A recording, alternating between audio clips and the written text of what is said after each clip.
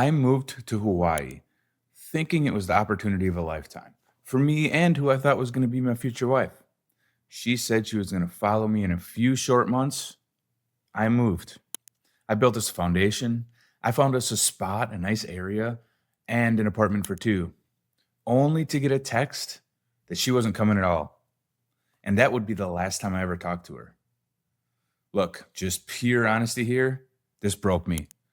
It sent my entire life, work, sleep, focus, into a spiral of overwhelm and eventually depression. I couldn't sleep. I didn't want to get up in the morning. I dreaded every encounter with anyone else, and I'm a social person. I felt completely lost in life. I felt like a failure. I felt like an idiot. I spiraled and I spiraled until I finally hit rock bottom. But when I pulled myself up, I decided to learn. I read hundreds of books, took countless courses, and I trained on NLP and Neuro Trauma therapy. I learned to spot the root of the cause. I learned that spirals don't happen because of what's going on around you. They happen because of a blind spot, a thought you're running on repeat that you don't even know is there. NLP gave me the eyes to see it. And once I do, I can hold up a mirror so you can see it too. And the moment you see it, it loses its power. Today, I'm giving you that system that got me off the ground. I'll show you why you feel stuck, how your inputs keep you on edge, and a 7-day reset that can help calm your system. Look, one thing I learned through this process that's huge that I really want you to know is you're not overwhelmed. You're not in the spiral because you're weak. You're overwhelmed because your brain is getting hijacked. So many things happen, especially when something happens that shocks your system, like a breakup, a failed business venture, a lost client, maybe a lost job, right? And then everything drowns you. Everything that's going on around drowns you. Everything in here drowns you. Every notification spikes your stress chemistry. Stack that 300 times a day, and your nervous system learns to live in complete threat mode. Another one, sleep debt, right? That quietly raises your baseline stress, so no mindset hack can beat a fried brain. But there's a way out. And here's the plan that I'm going to show you, all right? Why you feel stuck, I'll show you. How your inputs keep you on edge, and a 7-day reset that can help calm your system. And it's not difficult to do. Then I'll give you, just within that, a simple 3-step daily protocol so you can stay clear without relying on willpower, right? I'm going to make this easy. So let's talk about why you're overwhelmed first and the hidden mechanisms that cause this. Most people, they just try to out-hustle overwhelm with bigger to-do lists and tighter schedules. I know I did, but here's the thing. The more you add, the worse it gets. And here's why. Overwhelm isn't about volume. It's about signals. Your brain has limited bandwidth for all these threat cues. And the thing is now, we have inputs everywhere before you even get to your to-do list. Hell, a lot of times before you even get out of bed, right? And this impacts you way more than you know. All these other inputs, they spike your threat response before you even start work. And your nervous system gets massively oversignaled. And by the time you look at that to-do list, you're already redlined. This has a much bigger effect than you realize on everything that happens throughout the day. And this is why sometimes very simple tasks, they feel like a freaking mountain, right? So here's why. So let's start with news. News is engineered for outrage and novelty because outrage, it holds your attention. And that trains your nervous system for hypervigilance. Your brain starts scanning for threats even when you're just making breakfast. Social media, another big one, runs on variable rewards, like a slot machine. You post, you scroll, sometimes you get a hit, that awesome dopamine hit, sometimes you don't. That intermittent dopamine makes your attention fragment, all right? And your self-worth rides that comparison roller coaster, which I'll talk about in another video. Endless to-do lists. Man, this one was me, hardcore. It seems productive, but they create cognitive overload. Your brain doesn't know what to do first, so it tries to do everything a little. Safety through doing, right? But that's not productivity. That's avoidance dressed up as busy. Multitasking, it's really rapid task switching. Each switch costs you working memory and leaves attention residue. So your focus gets diluted and you feel tired without making any real progress in one key area. And then there's the sleep debt. And this is the silent stress amplifier. When you're short on sleep, higher, your prefrontal cortex underperforms and impulse control drops. That's why tiny annoyances throughout the day feel huge, and just one quick check becomes an hour gone scrolling. So, the thing that most people miss is your brain isn't overwhelmed. It's over-signaled by all this shit going on around, right? You're stuck in constant micro recovery, tiny sips of relief without any deep recovery. Through a coaching lens, the language you use cements the identity you live.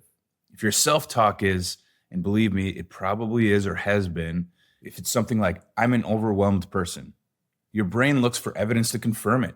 And this goes for anything that you say about yourself, right? So a shift for that is to say something, I run a calm system. And your choices then start to align with that identity. Very big. You don't really realize how huge that is. There's also a subconscious driver at play. Overwhelm, it protects you, right? If everything is urgent, you never have to choose that scary, meaningful thing. That keeps you safe from risk, but it also keeps you stuck. The better method is not more willpower, it's fewer inputs and smarter rules, especially as you get out of the spiral. Regulate your inputs first, then behavior. State before strategy. Energy before efficiency. Once you start to see the mechanisms and you see them at play in real life, you realize you don't need a heroic effort. You need a system that keeps your brain out of threat mode and inside focused work, and you can build off of that. So 5 years after the Hawaii spiral, life hit me in waves. Family emergency, client crisis, bills stacking up, inconsistent cash flow. And this is when I had started my own small business, right? COVID kicked me out of Thailand. I lost a major client, and my pipeline for my just started business had started drying up. Also, to add to that, in the meantime, I lost my girlfriend because I had to leave Thailand, right? So I lost the business I poured everything into. It seemed like overnight. I remember literally staring at my phone, and for whatever reason, I remember it was 11:47 p.m. Slack was lighting up. The stomach drop feeling, you know, that one that I'd been caught failing. Oh man, the pit of your stomach, the stress, the anxiety, just constant. And then I started getting into the anxiety and overwhelm loop again. And all this leads to less sleep, which just leads that cycle stronger, right? So I started doom scrolling, just doom scrolling news to feel in control, hunting for someone to blame so I could make sense of all the chaos around me. I built huge rescue me lists every morning, 27 tasks, color coded, most of them urgent. By night, I'd finished 2 tasks, maybe did a minute on another 5, and I felt like a complete failure. And that just hurt even worse. And the rest of that time, though, when I wasn't focused, I was scrolling, I was comparing, I was clicking. And the whole time, I was running on massive sleep that I pretended that I could outwork. But something changed since the last time because I had gone through this before, right? It's hard to see it when you're in it, but you can if you know. And one day I caught myself. I hadn't focused for 10 minutes straight.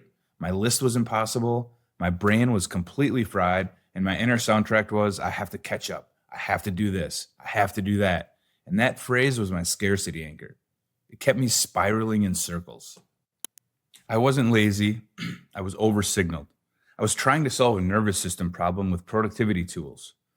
That was when I realized I was spinning right down to that rock bottom I had seen before, but I caught it before I hit, right? I realized if I didn't change the inputs and never repair the sleep debt that I was in, no tactic would stick, and I was well on my way to rock bottom again. So I made a deal with myself. 7 days to calm my nervous system before touching big goals. And I'm talking, I used these 7 days. I didn't go hang out with people. I didn't go have drinks. This was a me focused thing, all right? Sometimes it can be hard being alone with this, but it's very important, all right? And I didn't touch big goals, right? Again, I swapped ketchup for a calm system first. I cut the noise. I guarded sleep like I needed 8 hours or I was done. I chose one clean win each day. And that's where the turnaround started. Look, I just want to say one thing quickly before I move on. This is a breakup, the family health emergency, drop in income, potentially losing my business. After each one of these, my brain started to default to these hidden triggers, right? And each one magnified it even more. It was just one thing after another. And that brought me down further, and they all kept me stuck and kept me in this negative loop. And I'm not saying this loop is here to get you completely out of rock bottom, right? And I wasn't at rock bottom this time because I'd been there before and I knew and I caught it. But speaking of rock bottom, look, this may not get you completely out of it tomorrow, but what it will do is get you to take the next step, get you to realize consciously what is going on. And once you see it, you start getting out. All right. So anyway, I finally had a light at the end of the tunnel again after going months of just seeing darkness. And that gave me hope. And that made me, again, see what was happening. Just as you get stuck into overwhelm and even depression spirals or just a negative loop, if you catch it right away, you can get yourself into a positive loop too. And that's what starts to get you out of it.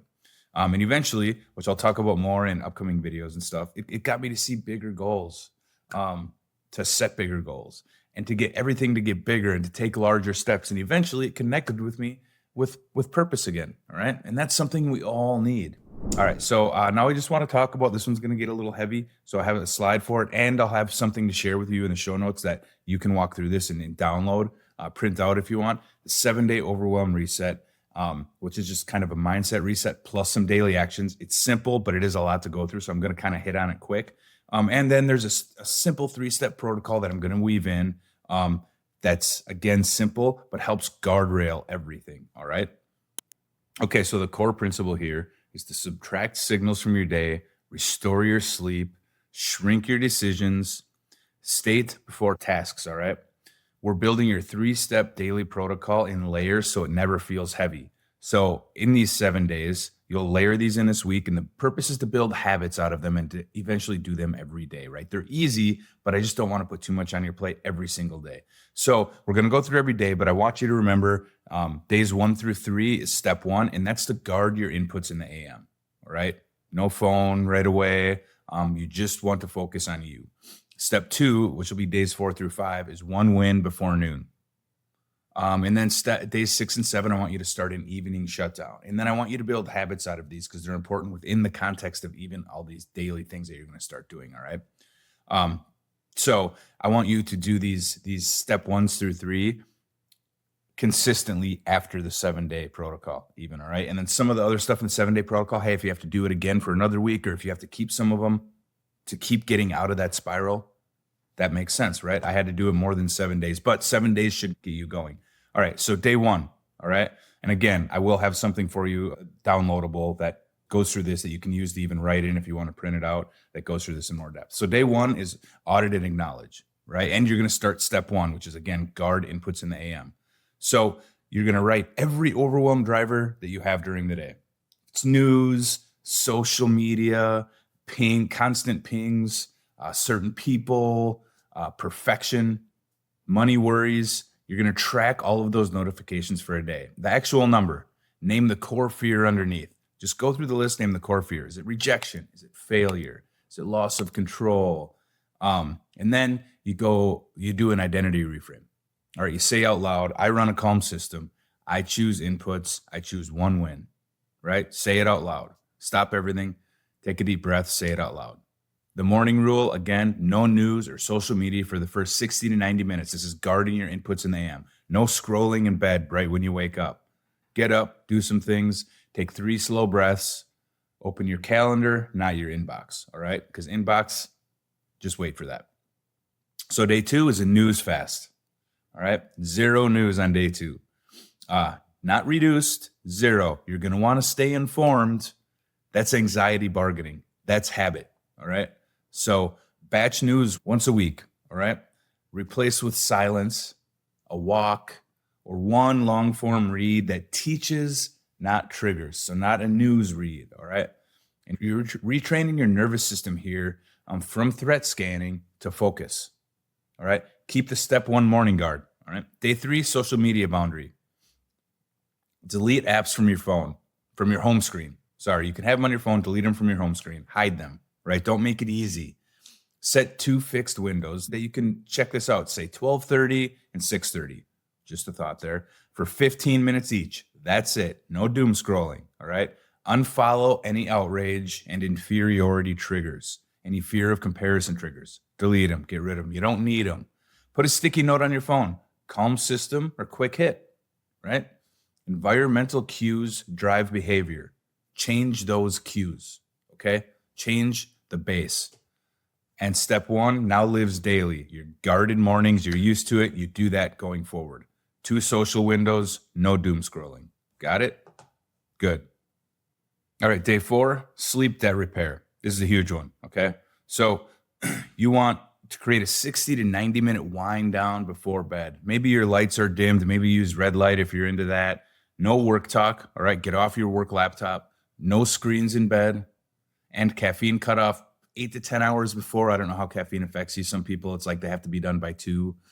However that is, 8 to 10 hours before sleep, cut off caffeine. It can affect you. This is your keystone, all right? When I honored this, my morning panic actually eased just because I was getting better sleep. Add the step 2 action, all right? So you choose one high leverage task for tomorrow's morning. Deep block, all right, to work on it. Day 5, single task sprint. You're going to lock in the step 2 of the steps 1 through 3, all right? 1 50-minute deep work block before noon. Phone outside the room, no distractions. 1 tab, 1 target, no multitasking. If you finish early, stop and celebrate. Take a walk in some sunlight or get a coffee you can actually sit and enjoy, all right? You're pairing focus here with calm. Step 1 stays in place. You've started step 2 of the 3-step protocol within this, all right? So day 6, to-do list reset. So limit to 3 outcomes for tomorrow. I still do this when I feel overwhelmed. Break each outcome into the next physical action you can take. So break them down. Time box them on your calendar. All right? If it won't fit, it's not today's problem. And then you start the step 3 shutdown tonight, right? 10-minute review in the evening, maybe in a journal, right? 3 outcomes, brain dump loose ends. Then wind down before bed. All right. And then day 7, finally, systems lock in. All right. Pre-commit your rules. News once a week, social in 2 windows a day for 15 minutes each, 3 outcomes per day, 1 deep block before noon, and a nightly wind down. Again, you can build off of this, but this is how you set it up. Add friction, blockers on your laptop, grayscale on your phone, do not disturb by default. Write your calm system statement and post it where you work. This is your new normal. Okay, here's the mindset layer to this. Swap I have to for I choose. I have to is a negative way to start a phrase, right? I choose gives you power, gives you authority. Anchor calm when you need it with a breath, all right? In for 4, hold for 4, out for 8, right? So, got it? All right. Anchor with a calm breath. I want you to count to 4 on the way in, hold for 4, like a deep breath, out for 8, and say, calm, clear, 1 win. Here's your subconscious check, all right? What payoff do you get from overwhelm? Avoidance, sympathy, an excuse? Nah, you don't need any of that. Replace it with a clean win you can earn daily. Expect clearer mornings and deeper focus within 72 hours. It'll start to happen. You'll start to see the win. So I just wanted to show these on screen. Again, these layer into the 7-step protocol or the 7 days. It's just days 1 through 3, you guard inputs in the AM. Days 4 through 5, 1 win before noon. And then finally on day 6 and 7, it's the evening shutdown. So you layer those within. These are important to keep going too. Like you're at days 4 and 5, you're keeping step 1, right? I just want to layer them in slowly, make it easier for you. Common mistakes through this, you sneak quick checks, right? Stuffing more than 3 outcomes, don't do it. We all want to do it. And skipping the wind down just tonight. If overwhelm creeps back, replay these days 3 through 5 for a mini reboot. All right. It's a good time for some really quick guardrails before we wrap this up. If you slip, shrink the target. Repeat a single 50-minute sprint and reestablish your caffeine cutoff. All right. If you're time starved, do 25 minutes instead of 50. I get it. You just got to do something there, right? But keep the morning input guard as non-negotiable. All right. You don't need more willpower. You need fewer signals. Start with one clean win today. All right. So just kind of wrapping this up. The idea that you want to carry with you is that, again, overwhelm isn't your personality. It's an input problem amplified by sleep debt that yields to simple systems. Okay. So your move, run the 7-day reset this week. I know it was a lot to take in. That's why I have some downloadables and stuff for you. They're in the show notes. Okay. Run that this week. Then stick to that 3-step protocol for 2 more weeks. Okay. Drop a comment below. I want to hear about your journey. What are you going through? Is this helping? What's helping the most? What's one thing that's keeping you in the spiral right now? As you do this, you'll start to notice what's spiraling you. Okay. But before you comment, I want to leave you with what I know. I want you to take action here. Okay. Look at it this way: 7 days to reset your input, 3 weeks to break this spiral. And after that, you start to get your life back. Excited, clear, and present for the people you love and that care about you.